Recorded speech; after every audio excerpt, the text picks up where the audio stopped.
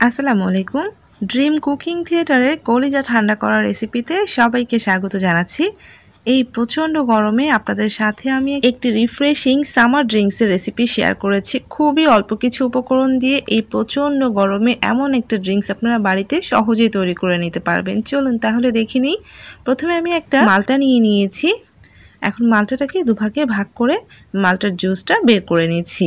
আপনারা চাইলে এখানে মালটার পরিমাণটা বেশিও নিতে পারেন। আমি একটা মালটা নিয়েছি। এখন খুব ভালো করে মালটা থেকে পুরো জুসটাকে বের করে নিচ্ছি। আর আপনারা আপনাদের সুবিধা মতো মালটার জুসটা বের করে নিতে পারেন। এখন এই জুসটাকে আমি ছেঁকে নিব। এর জন্য একটা ছাঁকনি নিয়েছি আর মালটার জুসটা ছাঁকনির মধ্যে দিয়ে খুব ভালো করে চেপে চেপে জুসটাকে বের করে নিচ্ছি। আমার এখানে প্রায় 1 কাপের কাছাকাছি জুস হয়েছে। আমি আপনাদেরকে মেজারমেন্ট কাপে ঢেলে দেখাচ্ছি। আরও কিছুটা পানি দিয়ে পুরো 1 কাপ করে নিয়েছি। অবশ্যই পানি ইউজ করতে হবে, তা না হলে জেলিটা একদম স্বচ্ছ হবে না, তাই অবশ্যই পানি ইউজ করতে হবে। আমি 1 কাপ জুস আর পানি ঢেলে দিয়ে আরও আধা কাপ পানি দিয়ে দিয়েছি। আর দিয়ে দিয়েছি 2 টেবিল চামচ চিনি। মালটার যদি টক বেশি হয় তাহলে চিনির পরিমাণটা বাড়িয়ে দিবেন। আর দিয়ে দিয়েছি 1.5 চা চামচ আগার আগার পাউডার। যেহেতু 1.5 কাপ পরিমাণে জুস আর পানি রয়েছে তাই 1.5 চা চামচ দিয়েছি। 1 চিমটি দিয়ে দিয়েছি অরেঞ্জ ফুড কালার। আপনারা চাইলে নাও দিতে পারেন। এখন সব কিছুকে খুব ভালো করে মিক্সড করে নিচ্ছি। অবশ্যই চুলায় তুলে দেওয়ার আগে আগার আগার পাউডারটাকে ভালোভাবে মিশিয়ে নিতে হবে। খুব ভালো করে আগার আগার পাউডারটা মিশে গেলে এখন আমি চুলায় উঠিয়ে দিচ্ছি আর খুব ভালো করে নেড়েচেড়ে একটা বলক তুলে জাল করে নিচ্ছি। একটা বলক চলে আসলে 3-4 মিনিটের মতো জাল করে নিয়েছি।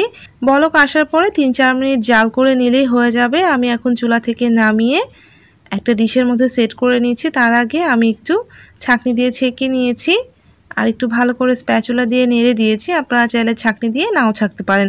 এখন আমি রুম টেম্পারেচারে আনার পরে 1 ঘন্টার জন্য ফ্রিজে রেখে দিচ্ছি। এদিকে চুলায় প্যান বসিয়ে দিয়ে আমি এর মধ্যে দিয়ে দিচ্ছি 2 কাপ পরিমাণে দুধ। দুধটা আমি একটু ঘন দুধ দিয়েছি। আমি আগেই জাল করে ঘন করে নিয়েছি। আপনারা যদি ঘন করতে চান তাহলে এখানে গুঁড়া দুধ ব্যবহার করতে পারেন। আমি একটা বলক তুলে নিয়েছি। যেহেতু আগেই জাল করে নিয়েছি তাই খুব বেশি সময় ধরে জাল করব না। এমনিতেই কিছুটা ঘন রয়েছে। এখন এর মধ্যে দিয়ে দিচ্ছি চিনি। আমি 1/4 কাপ চিনি দিয়েছি। আর চিনিটা দিয়ে আবার একটু জাল করে নিব। যেহেতু চিনিটা দেওয়ার পরে দুধটা কিছুটা পাতলা হয়ে যাবে তাই আবারও আমি 5-6 মিনিটের মতো দুধটাকে জাল করে নিচ্ছি। দুধটা আর 5-6 মিনিটের মতো জাল করে নিলে এমনিতে অনেকটা ঘন হয়ে আসবে। দেখতে পাচ্ছেন দুধটা কিন্তু অনেকটা ঘন হয়ে গিয়েছে। এমনিতেই ঘন ছিল, চিনি দেওয়ার পরে আবার কিছুটা জাল করে নিয়েছি, এরপরে আরও কিছুটা ঘন হয়ে গিয়েছে। আমি এখন দুধটাকে নামিয়ে খুব ভালো করে ঠান্ডা করে নিব। একদম ফ্রিজে রেখে ঠান্ডা করে নিব। যেহেতু এটা ঠান্ডা ঠান্ডা খেতেই ভালো লাগে তাই ফ্রিজে 1 ঘন্টার জন্য রেখে দিব। এখন চুলায় প্যান বসিয়ে দিয়ে বেশ অনেকটা পানি দিয়ে তার মধ্যে আমি 1/4 কাপ পরিমাণে সাবুদানা দিয়ে দিয়েছি। সাবুদানাটাকে খুব ভালো করে সিদ্ধ করে নিচ্ছি। সাবুদানাটা যতক্ষণ না একদম স্বচ্ছ হচ্ছে ততক্ষণ পর্যন্ত সিদ্ধ করে নিতে হবে। আর পুরোপুরি স্বচ্ছ হলেই পারফেক্টভাবে সাবুদানাটা সিদ্ধ হয়ে যাবে। একটু নেড়েচেড়ে দিচ্ছি আর অবশ্যই সাবুদানাটাকে ভালোভাবে সিদ্ধ করে নেবেন। 5-7 মিনিট জাল করে নিলেই দেখবেন যে সাবুদানাটা পারফেক্টভাবে সিদ্ধ হয়ে স্বচ্ছ কালার হয়ে গিয়েছে। যখনই এরকম স্বচ্ছ হয়ে যাবে তখনই কিন্তু চুলা থেকে নামিয়ে সাবুদানার মারটাকে ঝরিয়ে নিতে হবে। একটা ছাঁকনির মধ্যে সাবুদানাটা ঢেলে দিচ্ছি আর স্প্যাচুলা দিয়ে এভাবে নেড়ে চেড়ে মারটাকে নিচের দিকে ঝরিয়ে নিচ্ছি। দেখতে পাচ্ছেন কেমন হয়েছে। এখন আমি নর্মাল পানি দিয়ে 2 বারের মতো ধুয়ে নেব। খুব বেশি ধুতে হবে না, 2 বারের মতো নর্মাল ঠান্ডা পানি দিয়ে ধুয়ে নিয়েছি। আর এদিকে দেখেন দুধটা 1 ঘন্টার জন্য ফ্রিজে রেখেছিলাম, খুব ভালোভাবে ঠান্ডা হয়ে গিয়েছে। এখন আমি সাবুদানাটা এই ঠান্ডা দুধের মধ্যে ঢেলে দিয়েছি। আর সাবুদানাটা ঠান্ডা পানি বা নর্মাল পানি দিয়ে ধুয়ে নেওয়ার পরে এমনিতেই ঠান্ডা হয়ে যায়। আর আপনারা এভাবে তৈরি করে ফ্রিজও রেখে দিতে পারেন। আমি আপনাদেরকে সার্ভ করে দেখাচ্ছি। সাবুদানাটা কিন্তু মিশে গিয়েছে।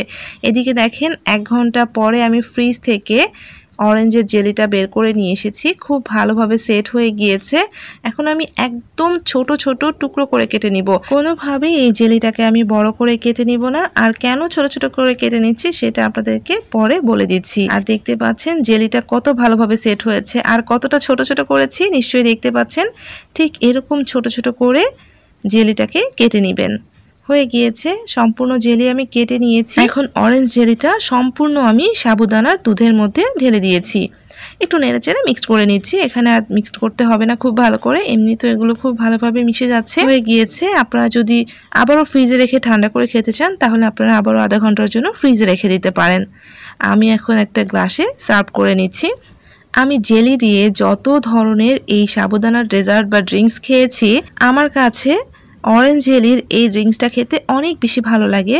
কারণ অরেঞ্জ জেলি দিয়ে এই ড্রিঙ্কসটা তৈরি করলে অরেঞ্জের যে ফ্লেভারটা সেটা থাকে, আর তার কারণে এই ড্রিঙ্কসটা এত বেশি রিফ্রেশিং হয় যে খাওয়ার পরে আপনার কলিজা তো ঠান্ডা হবে, তার সাথে শরীর মন দুটোই রিফ্রেশ হয়ে যাবে। আমি এই স্ট্রগুলো দিয়ে খাবো, এর জন্যই আমি এত ছোট ছোট করে জেলিগুলোকে কেটে নিয়েছিলাম, যাতে স্ট্র দিয়ে জেলিগুলো উপরের দিকে উঠে আসতে পারে। আশা করছি রেসিপিটা ভালো লাগে। অল্প কিছু উপকরণে এই প্রচণ্ড গরমে আপনারা এমন একটা ড্রিঙ্কস খুব সহজে বাড়িতে তৈরি করে নিতে পারেন। রেসিপিটা ভালো লাগলে লাইক দেওয়ার অনুরোধ জানিয়ে বিদায় নিচ্ছি। সবাই ভালো থাকবেন। আল্লাহ হাফেজ।